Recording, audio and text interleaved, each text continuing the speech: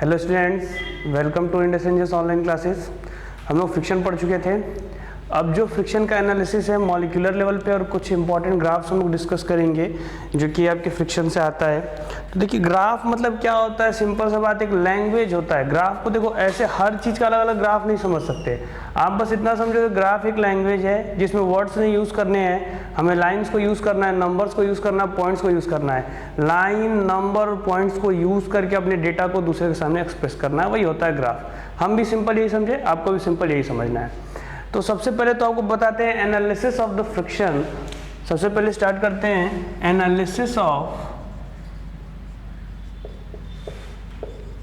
Analysis of friction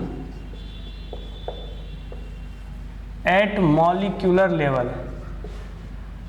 देखिए बहुत ही important होता है। आप लोग यूपीएससी की तैयारी कर रहे हो तो ये थोड़ा सा आपका इंपॉर्टेंट एस्पेक्ट इसलिए हो जाएगा क्योंकि एक एग्जामिनेशन में देखा था, स्टेट के एग्जामिनेशन में डाला हुआ था क्वेश्चन, तो हमने सोचा इसको एक्सप्लेन करना चाहिए आप लोग को। देखिए होता क्या है कि चाहे आप कितना भी प्लेन सरफेस ले लो, स्टील ले लो, कॉपर ले लो, एकदम प्लेन सरफेस अगर आप ले रहे हो, देखने में भी आपको प्लेन लग रहा है, फिर भी वो प्लेन नहीं होता, वो रफ होता है। कुछ इस तरीके का इर्रेगुलर, जब आप उसको जूम करोगे हाईली कंपाउंड माइक्रोस्कोप से, हाईली पावरफुल माइक्रोस्कोप से सॉरी, तो कुछ इस तरीके का इर्रेगुलर शेप उसमें बनेगा। अब कुछ और चीज़ें आपको समझाना चाहेंगे। जब ये अपने ही जैसे हाईली पॉलिश्ड सरफेस, जिसको आप लोग पॉलिश समझते हो, उस पर रखा जाता है तो वो भी रेगुलर रहेगा। ये सरफेस वन और वो भी कुछ इस तरीके का इरेगुलर रहेगा। और ये आपका सरफेस 2। अब जब आप इन दोनों को कांटेक्ट पे रखते हो तो ये जब दोनों कांटेक्ट पे आते हैं, जैसे कि मान लेते हैं ये दोनों कांटेक्ट पे आ रहे हैं ऐसे, ठीक है, ये ऐसे आपने रख दिया,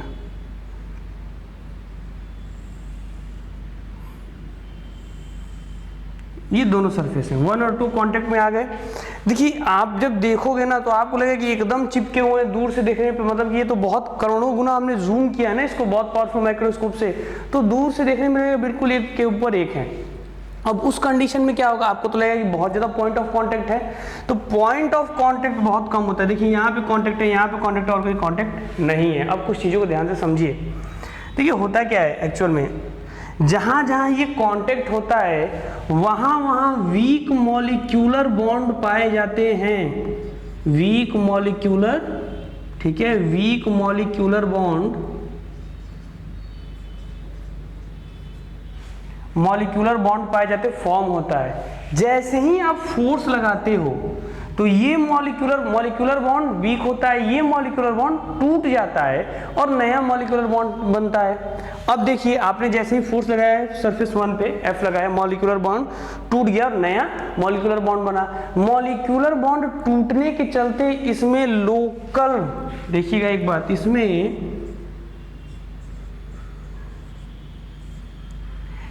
लोकल डिफॉर्मेशन होता है। लोकल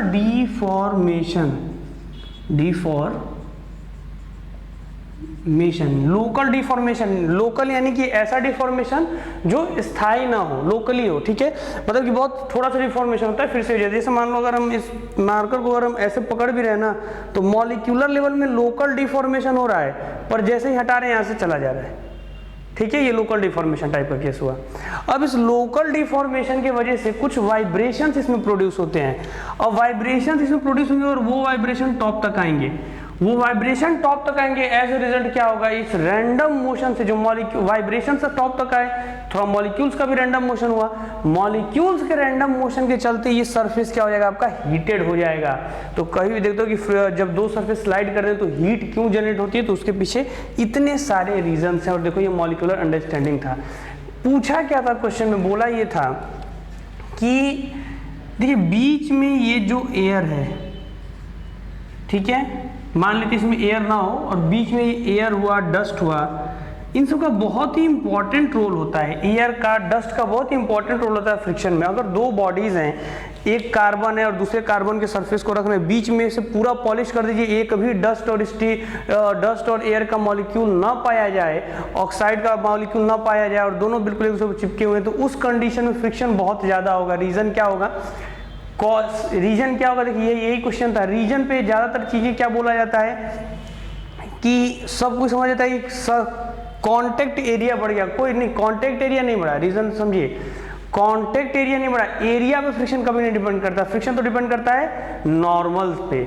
और देखिए हुआ क्या, यहाँ पे एक तीसरा, ये जो एयर है, डस्ट है, ये एक थर्ड पार्टिकल है, one particle, two particle and third particle. Newton law of motion में इसको पढ़ाया जाता है। इसका मतलब कि रिएक्शन फोर्सेस की बात करते हैं, जब दो के बीच में रिएक्शन होगा तो नॉर्मल ज्यादा होगा इन दोनों के बीच, और फ्रिक्शन जो लग रहा है वो इन दोनों के बीच हम लोग देख रहे हैं, हमको इसके और इस सरफेस से तो कोई मतलब है नहीं, लेकिन अब ये भी एक सरफेस बीच में आ गया, यानी कि इधर एक नॉर्मल इस सरफेस से और इधर एक नॉर्मल इस सरफेस से लग रहा है, तो वो इस नॉर्मल को क्या करेगा, रिड्यूस करने का कोशिश करेगा, ठीक है, रिड्यूस करने का कोशिश करेगा ये तीसरा वाला सरफेस से जो नॉर्मल लग रहा है।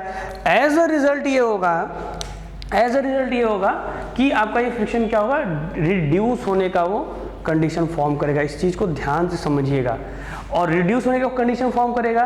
तो यही रीजन होता है, जब एयर को वैक्यूम करके निकाल लेते हो तो आप कुछ कुछ जगह पे देखते हो कि स्लिप करना बहुत ही मुश्किल हो जाता है। प्लेन सरफेस हो, ग्लास और ग्लास है, उसके बीच में आप पानी गिरा दीजिए तो स्लिप कर सकता है, पर अगर क्या कीजिए कि उसके बीच में से एयर और ऑक्साइड के सारे मॉलिक्यूल्स खींच लीजिए तो बहुत ही हाई फ्रिक्शन ऑफर करता है। उस कंडीशन में जो म्यू होता है उसकी वैल्यू क्या हो जाएगी, इक्वल टू और ग्रेटर देन 1, और ये आपका एयर और डस्ट का रोल होता है। तो ये फ्रिक्शन का मॉलिक्यूलर लेवल आपको बताया हमने, एनसीईआरटी में छोटा सा 2-3 लाइन में दिया हुआ है, उसको एक्सपेंड करोगे तो ये चीजें समझ में आएंगी।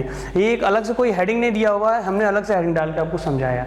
इस वीडियो को जब आप 2 से 3 बार एक बार समझने की कोशिश करोगे तो बहुत से एस्पेक्ट्स, बहुत से ऐसे डेली लाइफ की चीजें जो हो रही हैं आपके सामने, आप उसका आंसर नहीं निकाल पाते, वो आप आंसर निकालोगे। फॉर एग्जाम्पल क्या हो जाएगा, जैसे मान लो आप लोग बचपन में अपने बुक के ऊपर कवर लगाए होगे, कवर लगा के अगर ग्लास के ऊपर उसको स्लाइड करते हो तो जल्दी स्लाइड नहीं हो पाता है, क्योंकि स्मूथ सरफेस क्या करता है, हाई रेजिस्टेंस ऑफर करता है अगर बीच में कोई डस्ट ना हो। दूसरा एग्जांपल, डिस्क ब्रेक, बाइक्स के डिस्क ब्रेक्स जो होते हैं बहुत स्मूथ होते हैं ना, रीजन यही होता है। इस अगर उसी के बीच में क्या होता है, थोड़ा सा उसको क्या कर दीजिए, किसी भी एक सरफेस को क्या कर दीजिए, थोड़ा सा खराब कर दीजिए, यानी कि रफ बना दीजिए, तो स्मूथ और रफ के बीच में फिर क्या हो जाएगा, तब डिस्क ब्रेक आप देखोगे कि लगाते हो फिर पहिया रुकता नहीं है, थोड़ी दूर तक स्लाइड कर जाता है। तो ये सब रीजंस, ये सब जो क्वेश्चन है वो आप चाहोगे तो इन एग्जाम्पल से बता लोगे। और देखो ज्यादातर आप लोग जानते हो यूपीएससी थ्योरेटिकल बेस होता है, आपका कॉन्सेप्ट कितना क्लियर है वो देखता है, तो थ्योरेटिकल बेस चीजें हैं, और मे भी अपकमिंग जो भी आप लोग एग्जामिनेशन, जो भी कॉम्पिटिशन तैयारी करो उसमें ये बहुत आपका हेल्पफुल होगा। तो एक तो ये था। अब चलिए नेक्स्ट आते हैं ग्राफ पे, graphical analysis of the friction. Next होगा अपना graphical analysis of the friction. चलिए graphical analysis of the friction, जैसे मान लीजिए कल जो एग्जांपल था उसमें क्या था, हमारा एक ब्लॉक था 1 kg का, म्यू एस की वैल्यू 0.5, म्यू के की वैल्यू 0.4, ये दिया हुआ था। अब देखिए हमें ग्राफिकल एनालिसिस करना है, ग्राफिकल एनालिसिस करना है तो किसी बीच में करोगे, तो सबसे पहले तो देखो एक अप्लाइड फोर्स और दूसरा फ्रिक्शनल फोर्स। अप्लाइड फोर्स और फ्रिक्शनल फोर्स के बीच का अगर ग्राफ ड्रॉ करना हो तो क्या करेंगे, तो हम बोले ना ग्राफ क्या है, एक लैंग्वेज है जिसमें सिर्फ लाइंस और नंबर से हम अपने डाटा को रिप्रेजेंट करते हैं। तो हमने ये देखा था कि कल फ्रिक्शन का लिमिटिंग फ्रिक्शन की वैल्यू कितनी थी, यानी कि म्यू, ये लिमिटिंग फ्रिक्शन यानी कि स्टैटिक फ्रिक्शन की मैक्सिमम वैल्यू 5 न्यूटन। इसके बाद क्या होता था, काइनेटिक फ्रिक्शन अप्लाइड होता था जो कि 4 न्यूटन। एक बार मूव कर गया तो फिर स्टैटिक फ्रिक्शन खत्म हो जाता है, और स्टैटिक फ्रिक्शन से कम वैल्यू, कांस्टेंट फोर्स कम वैल्यू हमेशा लगता रहता है, ये हम लोगों ने कल पढ़ा था। यानी कि एक बार अगर इस ब्लॉक को आप मूव करा दिए, फोर्स लगा रहे हो, तो फिर इससे कम वैल्यू 4 न्यूटन निगेटिव में हमेशा लगता रहेगा। तो 6 न्यूटन पे भी हमने देखा था एक्सेलरेशन क्या आ रहा है। अब इसी चीज को, जो भी एनालिसिस आप किए हो, आपको ग्राफ पे बताना है। तो चलो ठीक है, हम लोग क्या करते हैं, किस किस चीज को पहले हम एक्सिस पे रखते हैं, एक तो वाई, एक हो गया एक्स, ये वाई हो गया और ये मान लीजिए एक्स हो गया, 2 एक्सिस। अब देखिए करना क्या है, आपको कौन कौन सी चीजें कहाँ कहाँ रखनी है। तो सबसे पहले तो देखिए जो फोर्स है, आप देखो फोर्स को अपने इधर रखते हो, जो फोर्स आप अप्लाइड कर रहे हो, और जो फ्रिक्शन फोर्स है उसे यहाँ पे रख देते हो, ये फ्रिक्शन फोर्स है। इसे थोड़ा सा हम इस तरीके से लिखते हैं कि ये फ्रिक्शन फोर्स हो जाए आपका, ठीक है, ये आपका फ्रिक्शन फोर्स। अब देखिए इस कंडीशन में करना है क्या है, हम जानते हैं कि फ्रिक्शन की वैल्यू, देखिए ये यहाँ तक लगा फ्रिक्शन, ठीक है, फ्रिक्शन की वैल्यू बढ़ा रहे हैं, फ्रिक्शन भी बढ़ेगा, फोर्स भी बढ़ेगा, कहाँ तक, एक लिमिट है वहां तक। जैसे जैसे आप फोर्स लगा रहे हो, आप 1 न्यूटन लगा रहे थे, देखिए 2 न्यूटन लगा रहे थे, 4 न्यूटन लगा रहे थे तो उधर से भी उतना ही लग जा रहा था, 5 लगा रहे थे तो उतना ही लग जा रहा था, लेकिन 6 लगा रहे थे तो क्या हुआ, तब 4 ही लगा पा रहा था, 5 तक तो वो उतना आपको अपोज कर रहा था। तो देखिए यहाँ तक हम क्या करते हैं, ये हमारा जो पॉइंट है ये हमारा हो गया एफ के। अब इसके आगे एक और पॉइंट होगा, ये हमारा फाइनल फोर्स है यहाँ के बाद। तो ये फोर्स कितना है, 5 न्यूटन, 5 न्यूटन तक तो ये मेरे साथ बढ़ेगा। उसके बाद तो ये जो वैल्यू है इसको हम लोग क्या बोल सकते हैं, लिमिटिंग फ्रिक्शन, स्टैटिक फ्रिक्शन, देखिए हमने डिनोट किया। उसके बाद अब हम फोर्स, और इसके बाद अगर और फोर्स लगाते हो तो कांस्टेंट फोर्स रहेगा 4 न्यूटन का। तो यानी यहाँ पे जो पॉइंट होना चाहिए हमेशा कांस्टेंट हो जाएगा 4 न्यूटन।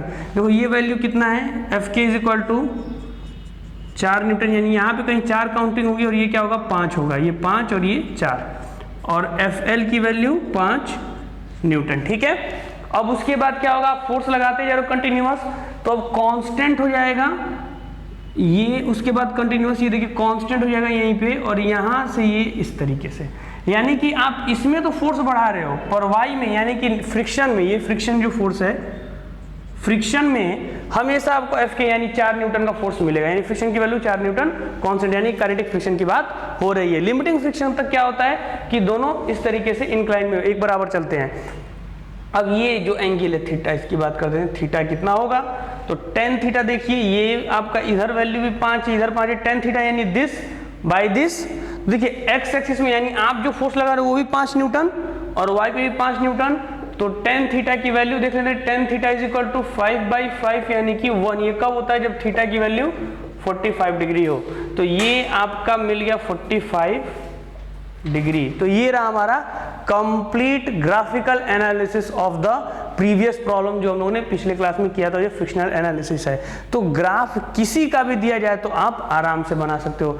और टफ क्या ग्राफ दिया जा सकता है, और अगर मान लीजिए टफ की बात होती है तो हो सकता है कि एक्सेलरेशन और फोर्स का ग्राफ आपको दे दिया जाए।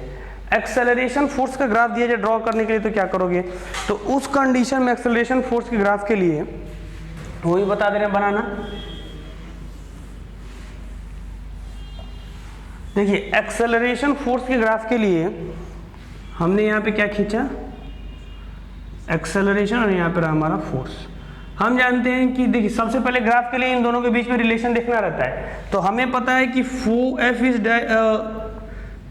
डायरेक्टली प्रोपोर्शनल टू एक्सेलरेशन, बोला जा सकता है external force, F is equal to M A बोला जाता है, चलिए के एम ए होता है, आपको पता है। अब इसके बाद क्या करेंगे, एक्सेलरेशन जीरो कहां तक होगा, सबसे पहले तो ये समझो, पॉइंट मिल जाएगा तो ग्राफ बना लोगे। तो जीरो कहां तक होगा, 1 से 5 न्यूटन के बीच अगर आप बेटा फोर्स लगाते हो तो कोई भी एक्सेलरेशन नहीं होना, उतना लगा के फिर क्या कर देगा, वो रोक देगा आपके बॉडी को। तो यानी 1 से 5 न्यूटन तक हमारा फोर्स तो बढ़ेगा। इसको थोड़ा सा डार्क लाइन से रिप्रेजेंट करोगे, ये डार्क लाइन से आप रिप्रेजेंट करोगे यहाँ पे, 1 से 5 तक कोई भी आपका क्या होगा, एक्सेलरेशन नहीं होगा। इसके बाद से 5 के बाद अगर मान लेते हैं 6 से काउंटिंग करते हो, आप 6 से काउंटिंग करते हो तो क्या होगा, 6 पे हमारा जो एक्सेलरेशन था कल देखिए कैसे हुआ था, इधर की तरफ मान लीजिए फोर्स लगा रहे हो तो इधर की तरफ क्या लगेगा, फ्रिक्शन। तो आप फोर्स लगाए हो 6 तो काइनेटिक फ्रिक्शन लगेगा, काइनेटिक फ्रिक्शन की value 4 is equal to M A यानी 1 इंटू ए, तो ए इज इक्वल टू 2। तो 6 से यानी मान लेते हैं 6 से, यहाँ कहीं 6 होगा, 6 से 2 से स्टार्ट हो रहा है तो लगभग ये आपका 6 होगा, जहाँ से ये इस तरीके से, और उसके बाद लीनियरली बढ़ता जाएगा। तो ये कंप्लीट ग्राफ हो गया आपका, ये एक्सेलरेशन पे 2 और ये जहाँ से स्टार्ट हो रहा है वो मान लेते हैं 6 न्यूटन। तो ये आपका कंप्लीट एक ग्राफ है, ये आपका एक कंप्लीट ग्राफ हो गया। और देखिए ऐसे लीनियरली आगे बढ़ता ही जाएगा क्योंकि डायरेक्टली प्रोपोर्शनल है, देखिए सिंगल पावर इसलिए हमने लीनियर खींचा। तो ये ग्राफिकल एनालिसिस था। तो ग्राफ बनाना कोई बहुत टफ बात नहीं, ग्राफिक लैंग्वेज होता है, आपको लैंग्वेज समझना है। जैसे आप बोल रहे हो, जैसे मान लो हिंदी बोल रहे हैं, वैसे ही ग्राफ की लैंग्वेज है। लाइंस और नंबर के माध्यम से जो आप डाटा देख रहे हो वही आपको बताना है, ठीक है। तो ये आपका फ्रिक्शन का जो भी हमने बताया atomic molecular analysis of friction, graphical analysis of friction और एक्सेलरेशन फोर्स का ग्राफ। तो ये तीनों इंपॉर्टेंट है अपने में, आप इसको देख के समझने की कोशिश करो। बहुत ही टफ कॉन्सेप्ट नहीं है, बहुत इजी कॉन्सेप्ट है, बस बेसिक से ही समझाने की कोशिश की। जितना वीडियो देखोगे बेसिक से ही आपको बताने की कोशिश करते हैं, और ये सब जितने टफ क्वेश्चन से सॉल्व हो जाते हैं। तो इनको सॉल्व कीजिए। फिर एक अगले वीडियो में हम जो वीडियो रिलीज करेंगे उसमें ये रिलीज करेंगे कि एनएलएम के टफ कॉन्सेप्ट्स को कैसे सॉल्व किया जाए, टफ क्वेश्चंस को कैसे सॉल्व किया जाए। फिर कुछ शीट्स पे हम लोग वर्क करेंगे। ठीक है, थैंक यू।